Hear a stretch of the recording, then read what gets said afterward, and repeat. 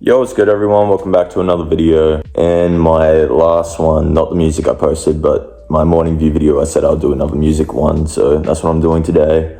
Also, I just wanted to quickly thank you guys for the feedback I got for the original music I posted yesterday. I appreciate it a lot. Today we're doing another one of my favorite albums, which is Songs for the Deaf by Queens of the Stone Age, which I have right here. It's actually still sealed. My girlfriend got it for me for my birthday, I believe. Or she just got it for me randomly. Shout out one time, I guess. And this is a great album. If you didn't know, Queens of the Stone Age was originally a band called Caius, or not Queens of the Stone Age, but Josh Homme, the lead singer, was in a band called Caius, and it was around the same time as like Nirvana. They were pretty big also. Dave Grohl remembered seeing them and thinking they were going to be something great, and then they became Queens of the Stone Age. And this is their second record. Their debut is a self-titled, which is also pretty good. I might do a video on that also. This record also features Dave Grohl on drums and Mark Lanigan from Screaming Trees, which is another grunge band that was pretty prominent in Seattle at the time. I believe he does vocals on one or two of the songs. Pretty sure Song for the Dead. But yeah, it's a pretty good album. I'll be completely honest, I'll get straight to the point. Not a perfect record. There are some songs on here that are pretty fucking dookie. And the songs that I do like, I like them all equally. So I don't think I'm going to do a track ranking for today's video. It's just going to be a pain in the ass. And I don't really know what I would put where in the list, to be honest. But to kick off the album, we start with track number 1. You Think I Ain't Worth a Dollar, But I Feel Like a Millionaire. Holy Fall Out Boy, Panic at the Disco ass fucking title. That also reminds me, I got Fever You Can't Sweat Out on the way from eBay, so I'll do a video on that at some point as well. This is a great song. It starts off with like this radio music from like an old car. Hey, alright, it's Kip Casper, Clone Radio, LA's Infinite Repeat. And it's because this whole record was meant to kind of emulate driving down a desert highway in West America.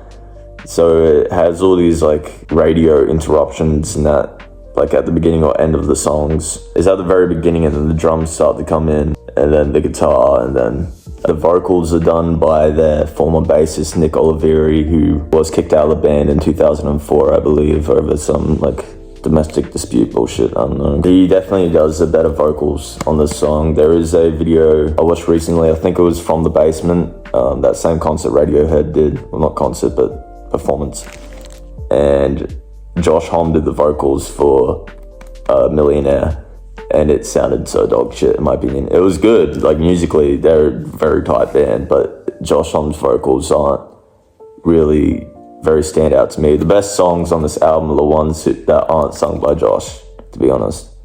Actually, that's a lie. Yeah, it's just a really cool, heavy song. A lot of the music on this album feels like almost like a movie soundtrack, and I guess that was probably what they were going for. Next up, we got track number 2, which is one of the greatest songs on the album.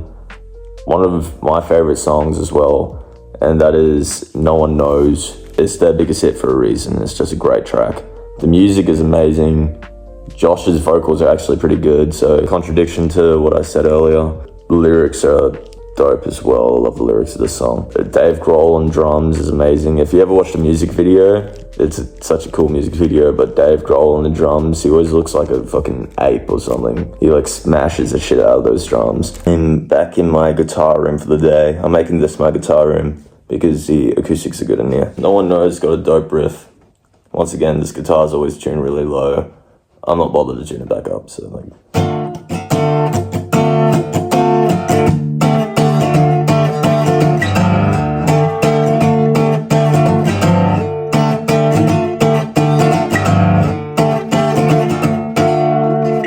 So it's just a very simple but effective riff. Besides that, I don't have all that much to say for it. Next up, we got track number 3, which is First at Giveth. Was never too fond of this song, and I'm still not, but the chorus is pretty fucking cool. I always like that chorus. But to me, the verses are just quite boring. It's just really repetitive, and I find that as an issue with a lot of the songs on here. A lot of the more B-side ones anyways. Still, it's a good track. The chorus is pretty cool. I find it hard to sit through the verses of this track for some reason. Next up, we got a Song for the Dead, which is another one of my favorites on here, and it's musically probably the best song. They got Mark Lanigan from Screaming Trees singing this one. He's just got the coolest fucking voice. It's so deep but at the same time really raspy. He's always one of my favorite voices because he had a much lower vocal range like I do, so I felt more represented. It was nice to hear like a singer who didn't go up real high like everyone else at that kind of time period. And his voice is fucking crazy. He sounds like he's singing from like the depths of hell, I swear. He is the perfect pick for this song, and there's a live performance they do. I'll just show the performance on like a text somewhere here, but like it's pretty cool. Dave Grohl on drums is insane. The drums at the beginning where it like builds up for all the instruments to come in is one of the coolest like pieces of music there is, I reckon. Just listen to it. The way those drums come in is gangsta. Just Dave Grohl just smashing the shit out of the drum kit again. I do have an issue with this song, and that's that it goes for like fucking 3 minutes too long. This is completely subjective, but I'm not into like instrumental stuff where it's just like guitar solos and bluesy kind of rock. I think in this day and age of social media where I see it everywhere, it no longer impresses me anymore, like hearing all these intricate guitar solos sometimes, which is why I'm much more of a rhythm guitar person. I find it takes more creativity in a way, even though lead takes more skill, I guess. That being said though, it's still an amazing song. Next up, we got track number 5, which is The Sky Is Falling. This is another song I don't really like. I like the guitar in it, like the music, but the chorus especially, where like the time signature kind of changes up, it just sounds wrong to me. It is pretty cool. I like when songs do that, but when they do it in this song, it just sounds like something's wrong. And that's probably what they were going for, but it's not like pleasing to listen to. It's just another kind of boring song, and I find that there is a few songs like this on this album, which is kind of unfortunate because it is such a great album. Next up, we have Six Shooter, and that's track number 6. I fucking hate this song, but I did listen to it again recently, and I thought it was like pretty cool. At the same time, it goes for about a minute. I believe it's Nick Oliveri again, just screaming. The guitar is pretty cool. It's cool when all the instruments come in. It's just a real hyped up track. I just reckon the lyrics are really dumb, but I guess the purpose of the track isn't really to be like meaningful, like, oh, look at these lyrics. Then it's more just to hype you up. It's like a real rock screaming track.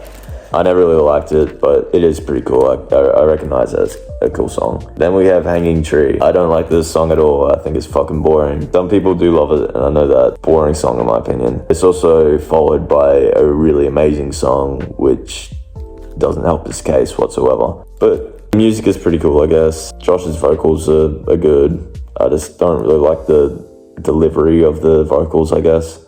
This is all subjective, by the way. Don't shit on me for my opinion, because it's okay if you like it. I just don't. Then next up, we have Go Off the Flow. One of the best songs on the record. I'd say No One Knows might be better, but Go Off the Flow is probably a close second. It's also another one of their biggest hits. Their most popular songs are definitely popular for a reason. They're really good tracks. Go Off the Flow is amazing. It's so simple. It's a really dope song to sing, in my opinion.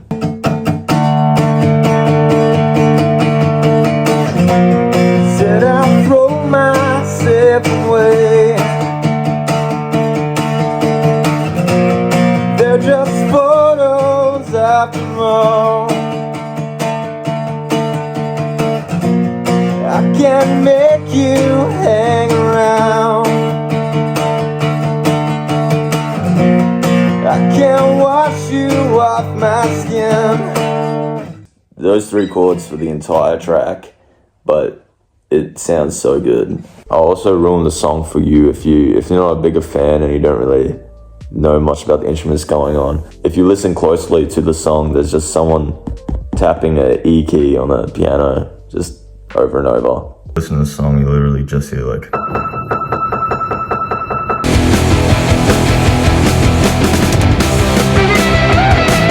Throughout the entire song, it never ends. The lyrics are great. This is probably my favorite lyrics off this record or in this song. They were called Stoner Rock, and I never understood that. The name coined from the debut album, and I just didn't really understand how it was Stoner Rock, maybe because it's really like repetitive kind of guitar. And I saw that just rocky blues guitar. Stoners aren't listening to this, bro. Or some are, but like, stoners listen to Slow Dive, I don't know. Next up, we got Gonna Leave You. Don't like the song either, I'm sorry. I know a lot of people do like this track. The music is really cool, I like it. It's kind of more of like a punk guitar riff, but I don't like the vocals in it. And once again, the song is quite boring. I'm pretty sure it's Josh Homme who sings this one. The song after it also reminds me of this track, but it's just better. This whole second half of the album, definitely not real fond of. It's just my taste in music, I guess. And then after that, we have Do It Again. This song, on the other hand, I do like quite a bit. I believe it just does everything right that Gonna Leave You did wrong as a track. The vocals in it are great. I love the chorus. One thing about all these songs is that the guitar is always so amazing. They're very talented musically. It's just a matter of like vocal delivery in that gets me. And some of the songs, the way they're sung, that it pisses me off for some reason. Also, some of them are amazing, like masterpieces. Like this song is pretty good. I wouldn't put it as high as the other tracks on here, but it's still a really decent song, and I still listen to it. And then after that, we got God Is in the Radio. This is a great track. It's one that I never liked. I used to listen to it a lot and think like, oh, I don't get like the hype behind this song really, because everyone does love this song. And then recently, a couple days ago, I tried listening to all the tracks again for this video, and God on the Radio is actually, I realized why it's a good song now. The chorus is amazing. Do I have Nick Olivieri singing at all in this track?